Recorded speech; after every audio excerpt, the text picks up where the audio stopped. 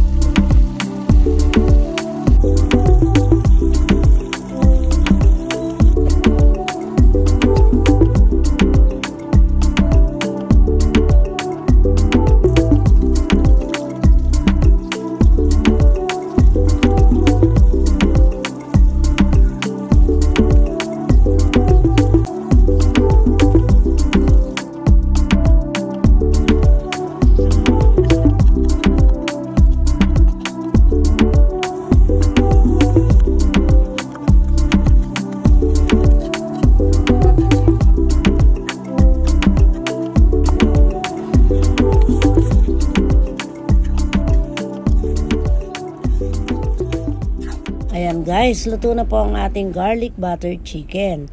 Ngayon po ay titikman natin ito. Ito po ay medyo matrabaho pero sulit naman po dahil masarap siya.